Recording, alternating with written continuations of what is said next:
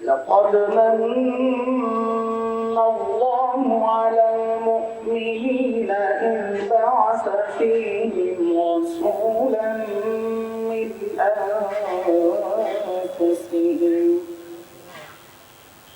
رسولا من أنفسهم يتلو عليهم آياته ويزكيهم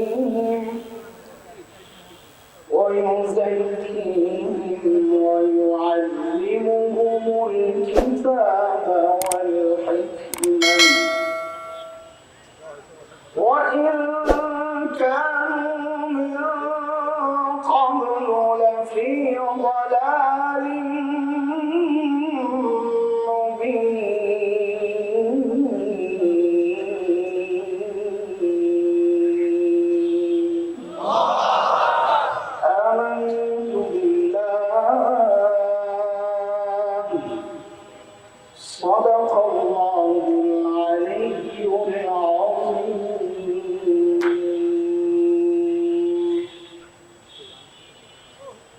নাটোর জেলা ঈমান আকিদা সংরক্ষণ পরিষদের উদ্যোগে আয়োজিত 2 দিনব্যাপী ইসলামী মহাসম্মেলনের আজকের প্রথম দিনের এই মুহূর্তের সম্মানিত সভাপতি উপস্থিত নাটোরের মাটি ও মানুষের প্রিয় মানুষ, প্রিয় ভাই, প্রিয় নেতা মাননীয় অতিথি মহোদয়, অতিথিবৃন্দ, হযরত উলামায়ে কেরাম, মুরব্বিয়ানে আযম,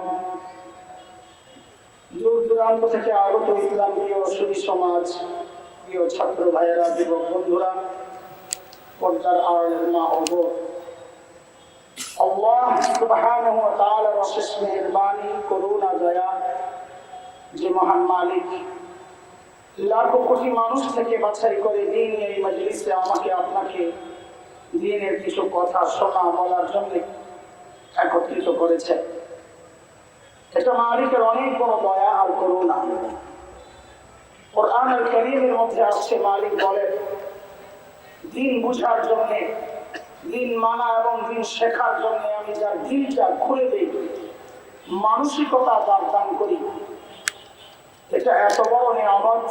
আল্লাহ বলেন এই নিয়ামত আমি যাকে দেই ওই বান্দা সারাক্ষণ আমার স্পেশাল নূরের আওতায় থাকে। দুর্ভাগ্য তার জন্য যার দিন শক্ত, দিন শিখতে চায় না, বুঝতে চায় না, মানতে চায় না, বরং কোন কোন পোড়া কপাল উল্টা বুঝে। আল্লাহ তাআলা বলেন ওরা স্পষ্ট গুমরাহিতে নিমজ্জিত। সূরা জুমার আয়াত নম্বর 22 রব্বুল কারীম এই কথাটা বলেছেন। মালিক বলেন أفمن شرح الله صدره للإسلام فهو على نور من ربه فويل للقاسية قلوبهم من ذكر الله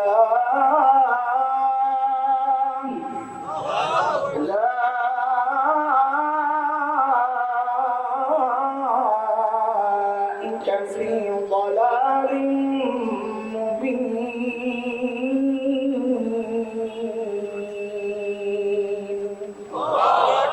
এই আয়াতের মধ্যে রব্বুল কারীম এই কথাগুলো বলেছেন। মুহতারাম হাজির, যে মহান মালিক এই নিয়ামতে আমাদেরকে ধন্য করলেন, ওই মালিকের শুকরিয়া আদায় করি, জবান খুলে, প্রাণ খুলে কালিমাতুশ শুকর উচ্চারণ করি, আলহামদুলিল্লাহ। নাটোর জেলা ঈমান আকিদা সংরক্ষণ পরিষদের ব্যানারে আজকের এই আয়োজন। সংগঠনের মহাসচিব ইতিমধ্যেই সংগঠনের উদ্দেশ্য আপনাদের সামনে পেশ করেছেন। আমাদের জানা বুঝা এটা সময়ের কিছু ফিতনার বিরুদ্ধে তাদের কাজ করা। এখানে আইন শৃঙ্খলা রক্ষাকারী বাহিনী আছেন, আছেন এলাকার সর্বোচ্চ জনপ্রতিনিধি, আছেন এলাকার তার অন্যান্য সহযোগী জনপ্রতিনিধিগণ। আপনাদের বয়ান আমি কথা শুরু করার আগেই সংগঠনের পক্ষ থেকে আপনাদের কাছে আমাদের একটা চাওয়া, যাদের বিরুদ্ধে আমরা কথা বলছি, আমরা বলছি না ওদেরকে দেশ থেকে তাড়াইয়া দেয়, আমরা বলছি না ওদেরকে শাস্তি দেয়, আমরা শুধু বলছি এই বাতিলদের কার্যক্রমগুলো বন্ধ করে দেয়। এটাই আপনাদের কাছে চাওয়া। আমরা লাঠি হাতে নিতে চাই না, আমরা অস্ত্রবাজ না। আমাদের সবচেয়ে বড় অস্ত্র হচ্ছে আমাদের মিসওয়াক আর তাসবিহ। আমাদের সবচেয়ে বড় অস্ত্র হচ্ছে আমাদের চোখের পানি। যদি আপনারা আমাদের প্রতিপক্ষ হয়ে যান, তো আপনাদের বিরুদ্ধে আমাদের এই অস্ত্রগুলোই ব্যবহৃত হবে, অন্য কিছু আমাদের কাছে নেই। তাই আল্লাহর হচ্ছে আপনাদের কাছে আমাদের আবেদন নিবেদন, আপনারা আমাদের অভিভাবক, অভিযোগ অনযোগ সব আপনাদের কাছে। আমাদের একটাই চাওয়া, এই বাতিলদের কার্যক্রম বন্ধ করে। আর না হয় অনেক সময় পরিস্থিতি আমাদের নিয়ন্ত্রণে থাকে না। ইমানদার মানুষ, ইমান তার কাছে সবার বড়। আপনারা আপনাদের নেতার জন্য, দলের জন্য জীবন দিতে যেমন পারে, আলহামদুলিল্লাহ আমরাও ইমানের জন্য জীবন দিতে রাজি আছি। এটা শুধু আমার মৌলবীদের কথা নয়। আমি যদি দেখে জিজ্ঞেস করি কে বিএনপি করেন, কে আওয়ামী লীগ করেন, কে জামাত, কে জাতীয় পার্টি, যারা, আমার বিশ্বাস এই প্যান্ডেলের নিচে আমরা যারা আসছি, যাদের আসে তৌফিক হয়েছে ইমানি বিষয়ে, দেশপ্রেমের ব্যাপারে, মানচিত্র রক্ষায়, দেশ রক্ষায়, ইমান রক্ষায় আমরা ভেদাভেদ ভুলে যাই। কে আওয়ামী লীগ করি, কে বিএনপি করি, একমত হয়ে আমরা জীবন দিয়েছি, দিতে জানি, ভবিষ্যতেও দিতে প্রস্তুত আছি।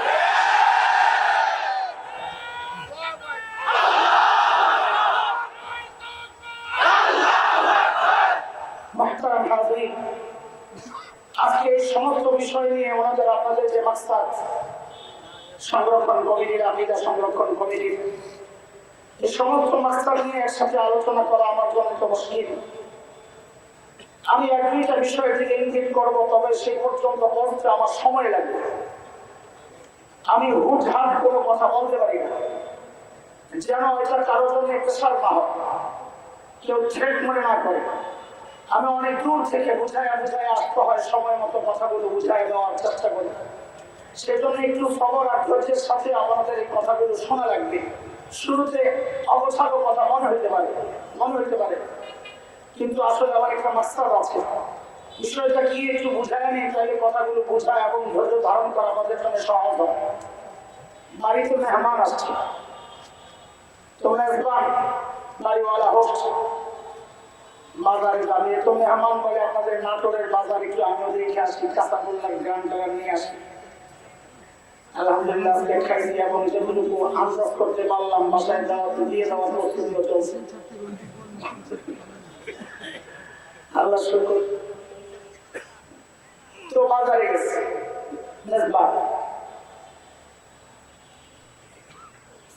বাজারে যায়, একবার চালের দোকানে, একবার ডাল, একবার গোস্ত, একবার মাছ, একবার সবজি, এক এক দোকানে এক এক কাজ। তো মেহমান জিজ্ঞেস করে, ভাই বাজার করবা, ভালো কথা, এত দোকানে ঘুরো কেন? তো মেজবান বাড়িওয়ালা সে বলে, ভাই বাজার করতে হলে নানান দোকানে যাইতে হয়। তুমি বাজার দেখতে আসছো, আমার পিছনে থাকো, হারায় গেলে খানা করবে না। আমি কোন কোন দোকানে যাই এটা তোমার বিষয় না, তুমি দেখবা শেষে দস্তরখানে খানা দিকে দেবে। তা আমিও শুরুতে আপনাদেরকে নিয়ে নানান বাজারে ঘুরতে পারি, নানান দোকানে যেতে পারি, এতে হতাশ হওয়ার কিছু নাই। আপনি দেখবেন শেষে দস্তরখানে খানা দিকে দেবেন। বুঝে আসছে কথা? আমার একটু বলতে কষ্ট হবে, আমার গত 2-3 দিন থেকে গলা একদম বসা এলে, আমি নিজের দুর্বলতা থাকছি না এটা বলে, আমি এমনি দুর্বল গলার দিক থেকে, আমি গলা ভাঙা মানুষ, তবে এখন একটু বেশি আর কি। তা আপনাদের মনোযোগটা থাকলে, সংসারে যদি স্বামীও রাগী হয়, স্ত্রীও রাগী হয়, আর সংসার ঠিকানো মুশকিল হয়, একজন রাগী হইলে আরেকজন নরম হইতে হয়। তা আমি তো আজকে ভাঙ্গা, আপনারা ভেঙেন না, আপনারা একটু সতেজ থাকেন, তাজা থাকেন, তাহলে সংসারটা ঠিকানো যাবে ইনশাআল্লাহ। ঠিক আছে ইনশাআল্লাহ, আল্লাহ কবুল করেন। আজকের মাকসাদকে সামনে রেখে আমি কোরআনুল কারীম থেকে একটা আয়াত তিলাওয়াত করেছি। এই আয়াতে ঢোকার আগে আপনাদের আপনাদের সাথে কিছু কথা বলতে চাই। রবিউল আউয়াল তো যাচ্ছে, এই মাস কেন্দ্রিক কথিত আশিক রাসূলদের নানান উদযাপন আমরা দেখেছি। আমি আপনাদেরকে জিজ্ঞেস করি যে এই নবীর জন্য সাল্লাল্লাহু আলাইহি ওয়াসাল্লাম এই আশিকদের এত উদযাপন, সেই নবীকে আপনারা চেনেন তো? আরে ভাই বলেন কথা, সবাই চেনেন তো না? এটা ভালো, চিনেন বলেই তো আসছেন এই মজলিসে। কিন্তু আপনাদের এই নাটোরের রাস্তাঘাটে এমন অনেক মানুষ পাওয়া যাবে যার উপর থেকে নিচ পর্যন্ত দেখলে বোঝার উপায় নাই এই মানুষটা মুসলমানের সন্তান। সন্দেহ করে নাম জিজ্ঞেস করছেন, দেখি নাম দেখে তো বুঝবো মুসলমান কিনা। সবাই তোমার নাম কি? তো বলে মিন্টু। কি নাম? মিন্টু। এখন বলে দূর আগে আল্লাহ এখন তো আরো সন্দেহ এটা করে। ওই মানুষটাকেও যদি জিজ্ঞেস করে নাই তুমি নবী চিনো, তো সে কি বলবে? আর চিনে না মানে আমি আশিক রাসূল নিয়ে চিনি না মানে। তো ওর মুখে যে বলা আমি আশিক রাসূল নবী চিনি, এই বলাটা কেমন একটা উদাহরণ। এখন যেমন আন্তর্জাতিক হিফজুল কোরআন প্রতিযোগিতা হয়, আমাদের ছেলেরা বিদেশ থেকে পুরস্কার ছিনায় আনে। আমরা যখন ছোট ছিলাম 80 দশকের শেষ দিকে, আমরা তখনও এমন আন্তর্জাতিক হিফজুল কোরআন প্রতিযোগিতা হইতো। তো তখনও আমাদের হাফেজরা আন্তর্জাতিক পুরস্কার ছিনায় আনতো, কিন্তু তখন ফেসবুক না থাকাতে তারা প্রচারণা পায় না। এখন ফেসবুক ইউটিউবের কল্যাণে এখনকার ছেলেরা প্রচারণা পাচ্ছে। আলহামদুলিল্লাহ, প্রচার আরো বেশি হওয়া দরকার, কারণ আমরা দেখতেছি ইতিমধ্যেই নাস্তিক করায় আগুন লাগছে। তো প্রচার আরো বেশি করো, আগুন আর ভালো করে লাগাও। ওদের চার ছক্কা দেখলে তোমাদের ভালো লাগে, একটু কি ছোট্ট কিছু পায়া ছাদ খোলা বাস দিয়ে আনন্দ উদযাপন করো, আর আমাদের ছেলেরা বিশ্ব জয় করে, তাও তোমাদের কাছে মনে হয় এটা কিচ্ছু না। তো ওর বিষয়টা কেমন, ওই আশিক রাসূলের ব্যাপারটা। আমরা তখন ছোট, 80 দশকের শেষ দিকে ঢাকার ফরিদাবাদ মাদ্রাসায় আমি পড়ি তখন। তো উপরের ক্লাসে আমাদের এক বড় ভাই পড়তেন, নুরুল্লাহ ভাই। উনি এখন কাতারে এক মসজিদের ইমাম। নুরুল্লাহ ভাই ছিলেন ওই সময় খুব স্পেশাল হাফেজ, ফেভারিট প্রতিযোগী। ইসলামিক ফাউন্ডেশনে বাছাই প্রতিযোগিতা হইতো। খতিব ওবায়দুল হক রাহমাতুল্লাহ আলাইহি ছিলেন ওনার রুমে, খতিবের রুমে। নুরুল্লাহ ভাই প্রায় ফার্স্ট হইতেন বাছাই, কিন্তু ওনাকে পাঠানো হইতো না। কেন? নুরুল্লাহ ভাইয়ের একটু শারীরিক সমস্যা ছিল, উনি একটু কাঁদতেন। আন্তর্জাতিক পরিমণ্ডলে এই কাপাকাপি জায়গা করলে দেশের বদনাম হবে, পুরস্কার পাবে না। এই জন্য যে তৃতীয় হইতো ওকে পাঠানো হইতো সবসময়। একবার নাকি খতিব ওবায়দুল হক রাহমাতুল্লাহ আলাইহি জিজ্ঞেস করতেছেন, নুরুল্লাহ আগের মতো কাঁপো নি তুমি? নুরুল্লাহ আগের মতো কাঁপো? জবাবটা শোনার জন্য আমার হাত আর মুখের দিকে তাকাইতে হবে, সবার নাইলে বুঝবেন না। তো নুরুল্লাহ ভাই নাকি জবাব দিচ্ছে, হুজুর আগের মতো কাঁপি না। হুজুর আগের মতো কথা বলেন না। হাত জায়গায় আছে না কাঁপতেছে, মুখ জায়গায় আছে না কাঁপতেছে, অথচ মুখে কি বলতেছে? হুজুর আগের মতো। ওরা হাতের এই ইশারা আর এই যে নড়াচড়া আর মুখের বক্তব্য মিলে, কথা বলে মিলে। তো যে মানুষটা বলে মিয়া নবী চিনে না মানে আমি আশিক রাসূল, ঠিক ওর কথা আর ওর উপরের যে গেটআপ এটাও মিলে না। ওর মুখ বলে একটা, ওর চুল বলে আরেকটা। ওর মুখ বলে আশিক রাসূল, আর চুল বলে ও আশিক ইহুদি নাসারা। और पोशाक দেখে বোঝার উপায় নাই ও নবীকে চিনে। और কাপড় নিচের কাপড় দেখলে বোঝার উপায় নাই ও নবীকে চিনে। और বিবির পোশাক দেখলে বোঝার উপায় নাই ও নবীকে চিনে। और যদি নবীকে চিনতো और মাথা और নবীর মতো করতো, और যদি নবীকে চিনতো और পোশাক और নবীর মতো করতো, और যদি নবীকে চিনতো और বিবির গায়ে হিন্দি সিনেমার মাস্টার ভ্রষ্টা নর্তকী আর এরশাদের পোশাক বিবির গায়ে দেওয়া। ও আসলে নবী চিনে মুখে বলে, আসলে আগের মতো। বুঝে আসলে বলা এই জন্য আজকে আমরা শুরুতে একটু নবী চিনব। আমরা কাজের কাজ উপর এটাকে চেনা দরকার, চিনবেন শুনবেন একটু। আমার মতো ছোট্ট মানুষ এই অল্প সময়ে এমন বিশাল ব্যক্তিত্ব মুহাম্মদুর রাসূলুল্লাহ সাল্লাল্লাহু আলাইহি সাল্লাম, এই ব্যক্তিকে চেনানো এটা কঠিন, তবে কিছু আন্দাজ তো দেওয়া যায়। সেই নিয়তে কিছু কথা আমরা শুরু করতে পারি ইনশাআল্লাহ। ঠিক আছে ইনশাআল্লাহ? তাহলে আমরা শুরুতে আমরা কি চিনব বলেন? নবী চিনব। আমার নবী কত বড় নিয়ামত এটা আগে বুঝি। আল্লাহ তাআলা আমাদেরকে কত নিয়ামত দিয়েছেন বলেন তো? কথা বলা লাগবে তো, আমি আগে বলেছি অসংখ্য অসংখ্য, অনেক না, অনেক আর অসংখ্য বেশ কম আছে। বলবেন কি? অসংখ্য। কোরআনুল কারীমের দুই জায়গা, সূরা নাহল, সূরা ইব্রাহিম, দুই জায়গায় আল্লাহ তাআলা এই কথাটা বলেছেন। মালিক বলেন, وَإِن تَعُدُّوا نِعْمَةَ اللَّهِ لَا تُحْصُوهَا إِنَّ الْإِنسَانَ لَظَلُومٌ كَفَّارٌ।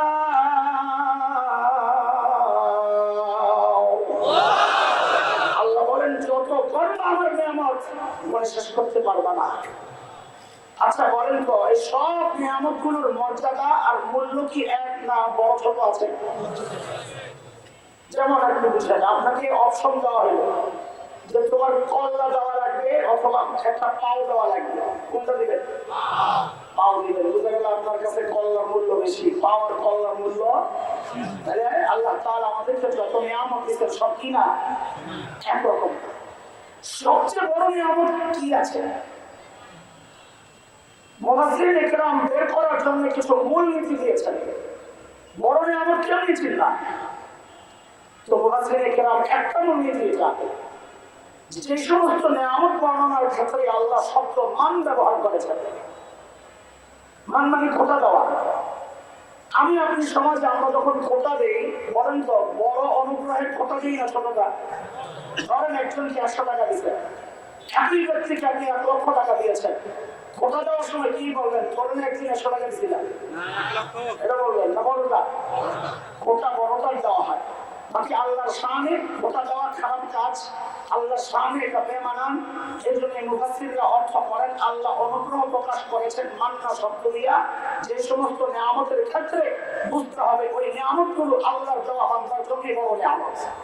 যেমন সূরা হুজুরাতের শেষ আয়াতের আগের আয়াত আল্লাহ তাআলা বলেছেন, يَمُنُّونَ عَلَيْكَ أَنْ أَسْلَمُوا قُلْ لَا تَمُنُّوا عَلَيَّ إِسْلَامَكُمْ بَلِ اللَّهُ يَمُنُّ عَلَيْكُمْ أَنْ هَدَاكُمْ لِلْإِيمَانِ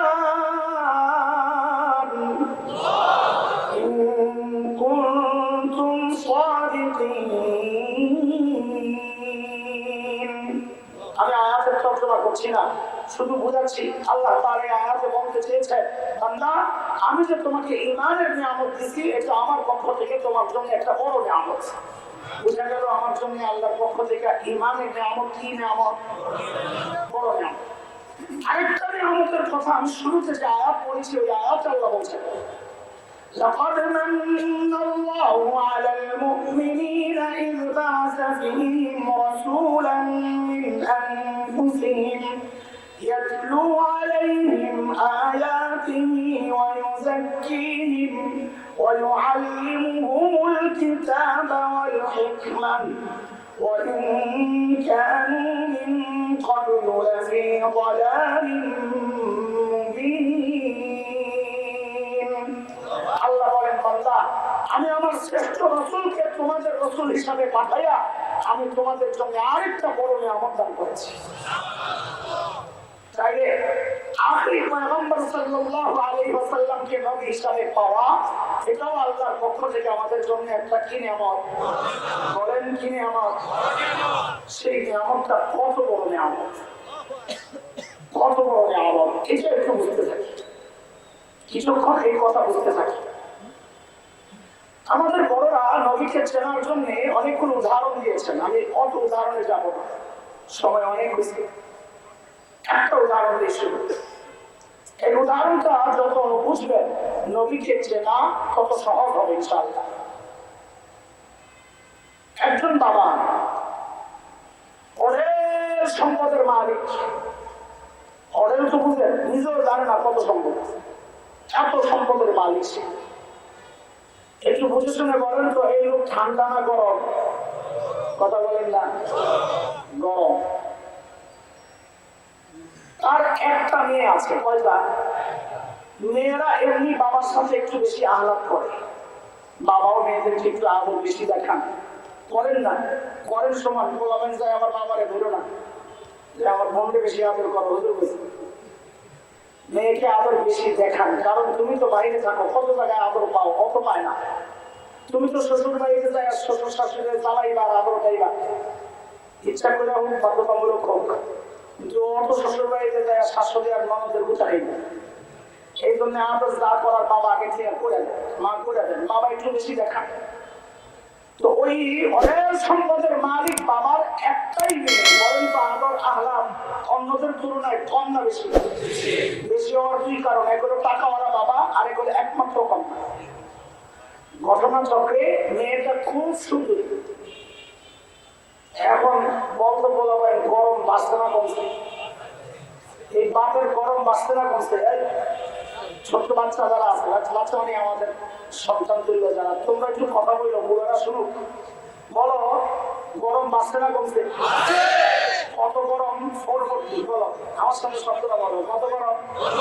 440 লাইন। এটা মনে রাখবা, আমি জিজ্ঞেস করবো কোন বাবা, তো বলবা 440 বাবা, মনে রাখবে ইনশাআল্লাহ। এই মেয়ের বিয়ে সময় হয়েছে, বিয়ের উপযুক্ত হয়েছে, বড় হয়েছে। তো এক লোক আসছে বিয়ের প্রস্তাব দিয়া, যে ভাই আপনার মেয়ে তো বড় হয়েছে, একটা ভালো ছেলে আছে, প্রস্তাব নিয়ে আসছে। তো মেয়ের বাবা জিজ্ঞেস করে, কোন বাবা? মেয়ের বাবা জিজ্ঞেস করে, আপনি কি প্রস্তাব নিয়ে আসছেন ঘটক ভাই, আপনি কি? তো ঘটক বলে, আমি ছেলের খালু হই। কি হই? যেই না বলছে খালু হই, এমন খেপা খেসছে বেড়া। কারণ কি? বেড়া কি আমার মায়ের সপ্তাহ হয়েছে, আমি ঢাকায় কথা বলতেছিল, বুঝতে আমার মায়ের হত্যা হয়েছে নিয়ে খালু হয়েছেন বলতে হবে। তো জিজ্ঞেস করতে ভাই কে আসবে? ওর বাপ ফেমা খান, কারণ চেতন কে পবিত্র হয়। ভাইয়ের কাছে দৌড়ে গেছে, ভাইরে তোমার ছেলের প্রস্তাব তুমি দেওয়া দাও, এই বেটা তো পরবর্তী। ছেলের বাপ আসছে, ও খেয়াল করেন, যত বুঝবেন নবী ছেলে সহজ হবে না, আগে বলতে ভাও তুমি কথা মনে করে দেন। ছেলের বাপ আসছে, ভাই আমি সেই ছেলের বাপ, বিয়ের প্রস্তাব নিয়ে আসছে। আচ্ছা বলেন তো, আপনাদের এলাকায় মেয়ে দিয়ে দেওয়ার সময় খোঁজ খবর লয় কি লাগে? তো এই বাবা, কোন বাবা? উনি খবর কম নিবেন না বেশি নিবেন? সব নেওয়া শুরু করতে, ছেলের নাম, মায়ের নাম, বাবার নাম, দাদার নাম, বংশ, ভাষা, এলাকা, বন্ধু বান্ধব, চেহারা কেমন, নাক কেমন, যা আছে সব নিয়ে পছন্দ করেছে। এখন বিয়ে দিবে, মেয়েকে বিদায় দেওয়ার সময় একটু বলেন তো বুঝে শুনে, শাড়ি কিনতে তো দামি না কম দামি? কারণ ওর টাকার অভাব নেই, সাবাস, ওর টাকার অভাব নেই, খরচের জায়গা নেই। টাকার অভাব নেই, খরচের। তো শাড়ি কিনে তো সেরা শাড়িটা কিনে, গয়না কিনে তো সেরাটাই কিনে, অসাধনী কিনে তো সেরাটাই কিনে, যা কিনে সব সেরা সেরা জিনিস দিয়া মেয়েকে সাজাইয়া তারপরে শ্বশুর বাড়িতে বিদায় দেয়। এই কথা বলছেননি? না বলছি ঠিক আছে নি? এইবার শোনেন, আল্লাহ তাআলা প্রিয় হাবিব সাল্লাল্লাহু আলাইহি ওয়াসাল্লামকে, ওই পরবর্তী বাবা তার মেয়েকে যতটা ভালোবাসে, আল্লাহ আমার হাবিব সাল্লাল্লাহু আলাইহি ওয়াসাল্লামকে তার চেয়ে হাজার কোটি গুণ বেশি মহব্বত করেন। আল্লাহ তাআলা আমার নবীকে ঠিক দুনিয়ায় পাঠানোর সময় দুনিয়ার সব সেরা সেরা জিনিস দিয়া সাজাইয়া তারপরে দুনিয়ায় পাঠাইছে। কেমনে? এবার একটু শুনতে থাকি। সর্বপ্রথম হচ্ছে প্রস্তাবের ব্যাপার। আল্লাহর সিদ্ধান্ত, আমার হাবিবের দাম আছে, আমি ফ্রিতে পাঠাবো না, কারণ দুনিয়ার মানুষের নেচার হচ্ছে যে জিনিস সহজে পায় তার মূল্য দিতে চায় না, যেটা অর্জন করা যত কষ্টের তার মূল্য তত বেশি হয়। আল্লাহর সিদ্ধান্ত আমার হাবিবকে আমি দুনিয়ায় ফিরি পাঠাবো না। বলে কেমনি পাঠাবে? বলে প্রস্তাব দিয়ে নেওয়া লাগবে। বলে প্রস্তাব কে দিবে? বলে খালু মানুষ করবো না, মনে আছে তো? কে দেওয়া লাগবে? ছেলের বাপ। বলে প্রস্তাব কে দেওয়া লাগবে? ছেলের বাপ কে? খলিল ইব্রাহিম আলাইহিস সালাম। মিল্লাতা আবিকুম ইব্রাহিম ওয়া সাম্মাকুমুল মুসলিমিন।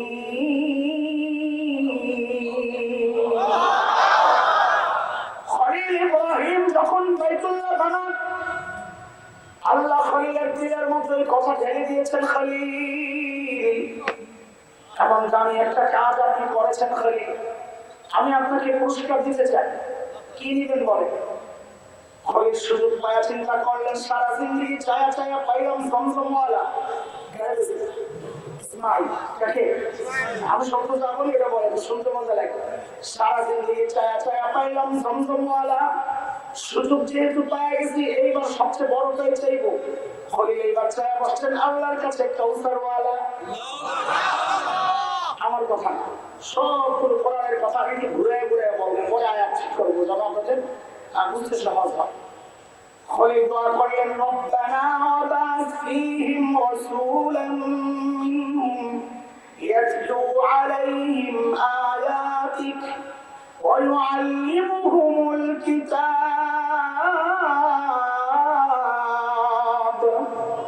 ওয়া ইউআল্লিমুহুমুল কিতাবা ওয়াল হিকমাতা ওয়া ইউযাক্কিহিম ইন্নাকা আনতাল আজিজুল হাকীম।